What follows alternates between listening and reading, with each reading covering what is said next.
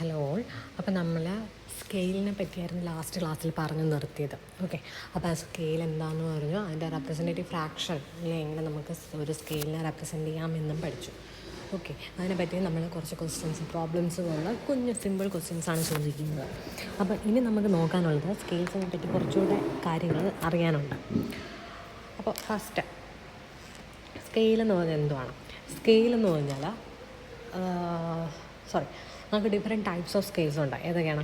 Engineering സ്കെയിലുണ്ട്, graphical സ്കെയിലുണ്ട്, comparative സ്കെയിലുണ്ട്. ഓക്കെ, ഇതിൽ എൻജിനീയറിംഗ് സ്കെയിൽ എന്ന് പറഞ്ഞാൽ നമ്മുടെ എൻജിനീയറിംഗ് ഡ്രോയിങ് ഷീറ്റിലേക്ക് നമ്മൾ സാധാരണ റെപ്രസെൻറ്റ് ചെയ്യുന്നത് പറയുന്നത് എൻജിനീയറിംഗ് സ്കെയിലാണ്. എന്നാൽ നമ്മൾ സർവേ മാപ്പിലൊക്കെ ഉള്ള സ്കെയിൽ ഏതാണ്? It is graphical scale. Okay, ഇത് ഇമ്പോർട്ടൻ്റ് ആണ്. ഡ്രോയിങ് ഷീറ്റിലുള്ള സ്കെയിൽ ഏതാണ്, അല്ലെങ്കിൽ സർവേ മാപ്പിലുള്ള സ്കെയിൽ ഏതാണെന്നൊക്കെ ചോദിച്ചിട്ടുണ്ട്. ഏതാണ്? സർവേ മാപ്പിലാണെങ്കിൽ ഗ്രാഫിക്കൽ സ്കെയിലാണുള്ളത്, ഡ്രോയിങ് ഷീറ്റിലാണെങ്കിലാണ് engineering scale. Then scales having same representative fraction but graduated to rate different units. അതിനേതാണ്? Comparative scale. Okay, same representative fraction ആയിരിക്കും സ്കെയിലിനുള്ളത്, എന്നാൽ അതിനെ അതിലുള്ള ഗ്രാജുവേഷൻസ് എന്ന് പറഞ്ഞാൽ നമുക്ക് ഡിഫറെൻറ്റ് യൂണിറ്റ്സിനെ റീഡ് ചെയ്യാൻ പറ്റുന്ന തരത്തിലുള്ളതാണ്. അതിനെ നമ്മൾ എന്ത് വിളിക്കും? കമ്പാരിറ്റീവ് സ്കെയിൽ എന്ന് വിളിക്കും. Scale used to make or measure angles in the absence of protractor. നമ്മൾ പ്രൊട്രാക്ടർ യൂസ് ചെയ്തിട്ടാണ് എന്ത് ചെയ്യുന്നത്? നമ്മൾ ആംഗിൾസ് സാധാരണ മെഷർ ചെയ്യുന്നത്, അല്ലേ? അപ്പോൾ പ്രൊട്രാക്ടർ ഇല്ലാത്ത സമയത്ത് നമ്മൾ എന്ത് ചെയ്യും? സ്കെയിൽ ഓഫ് കോർഡ്സ് എന്ന് പറയുന്ന സ്കെയിൽ കൊണ്ടാണ് നമ്മൾ എന്ത് ചെയ്യുന്നത്? ആംഗിൾസ് മെഷർ ചെയ്യുകയും മേക്ക് ചെയ്യുകയും ചെയ്യുന്നത്.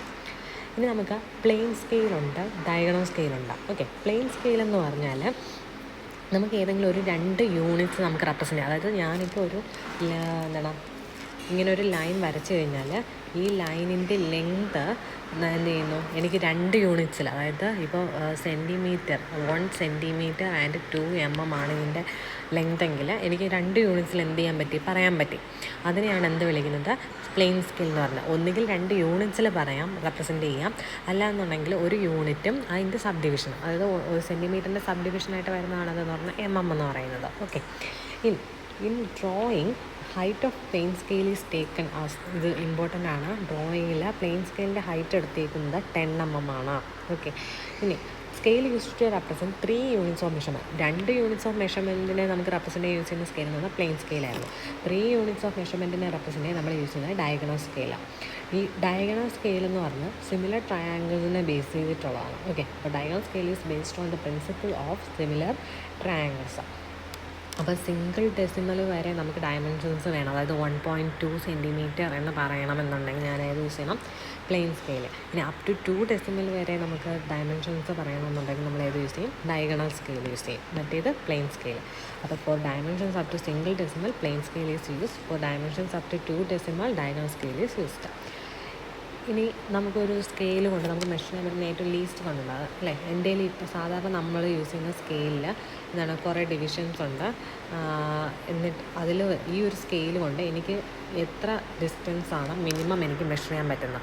നമ്മൾ സാധാരണ യൂസ് ചെയ്യുന്ന സ്കെയിലാണെങ്കിൽ 1 mm ആണ് അതിൻ്റെ ലിസ്റ്റ് കൊണ്ടുവരുന്നത്. So smallest measurement that can be measured from an instrument. അപ്പോൾ ഒരു ഇൻസ്ട്രുമെൻറ്റ് യൂസ് ചെയ്ത് നമുക്ക് ഏറ്റവും ചെറിയ മെഷർമെൻറ്റ് ഏതാണോ എടുക്കാൻ പറ്റുന്നത് അതാണ് ആ ഇൻസ്ട്രുമെൻറ്റ് ലീസ്റ്റ് കൗണ്ട് എന്ന് പറയുന്നത്. നേരത്തെ നമ്മൾ പ്ലെയിൻ സ്കെയിലിന് അതിൻ്റെ ഡ്രോയിങ്ങിൽ ഹൈറ്റ് ഓഫ് പ്ലെയിൻ സ്കെയിൽ എന്ന് പറഞ്ഞാൽ 10 mm എന്ന് പറഞ്ഞു. ഇവിടെ പറയുന്ന in drawing height of vernier scale എന്ന് പറയുന്നത് എത്രയാണ് സാധാരണ എടുക്കുന്നത്? 5 mm ആണ് എടുക്കുന്നത്. ഇനി വെർണിയറിൽ തന്നെ ഡയറക്റ്റ് വെർണിയറോ അല്ലെങ്കിൽ ഫോർവേഡ് വെർണിയറോ ഉണ്ട്, റെട്രോഗ്രേഡ് വെർണിയർ അല്ലെങ്കിൽ ബാക്ക്വേർഡ് വെർണിയറും ഉണ്ട്. എന്താണെന്ന് നോക്കാം. ഡയറക്റ്റ് വെർണിയർ എന്ന് പറഞ്ഞാൽ അതിൽ വെർണിയർ സ്കെയിലും മെയിൻ സ്കെയിലും ഒരേ ഡയറക്ഷനിലാണ് നമ്മൾ റീഡ് ചെയ്യുന്നതെങ്കിൽ അതിന് ഡയറക്റ്റ് വെർണിയർ അല്ലെങ്കിൽ ഫോർവേഡ് വെർണിയർ എന്ന് വിളിക്കും. ഇതിൽ n ഡിവിഷൻസ് ഉണ്ടാവും. വെർണിയറിൽ n ഡിവിഷൻസും മെയിൻ സ്കെയിലിൽ n-1 ഡിവിഷൻസ് ആയിരിക്കും ഉണ്ടാകുന്നത്. അതിനെയാണ് എന്തെന്ന് വിളിക്കുന്നത്? Direct vernier.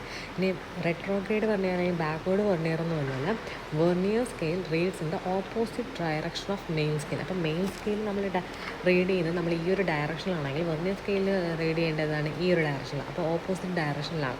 Main scale read ചെയ്യുന്നതിന് ഓപ്പോസിറ്റ് ഡയറക്ഷനിലാണ് നിന്ന് വെർണിയർ സ്കെയിൽ നമ്മൾ റീഡ് ചെയ്യുന്നത്. അങ്ങനെ അതിനെന്ത് വിളിക്കും? റെട്രോഗ്രേഡ് വെർണിയർ അല്ലെങ്കിൽ ബാക്ക്വേർഡ് വെർണിയർ. ഇതിൻ്റെ പ്രത്യേകത എന്ന് പറയുന്നത് ഇതിൻ്റെ വെർണിയറിൽ n ഡിവിഷൻസ് ഉണ്ടാവും ആൻഡ് മെയിൻ സ്കെയിലിൽ n+1 ഡിവിഷൻസ് ആണ് ഉണ്ടാവുക. ഓക്കെ, അപ്പോൾ ഇതാണെന്ന് പറഞ്ഞാൽ റെട്രോഗ്രേഡ് വെർണിയർ എന്ന് പറയുന്നത്.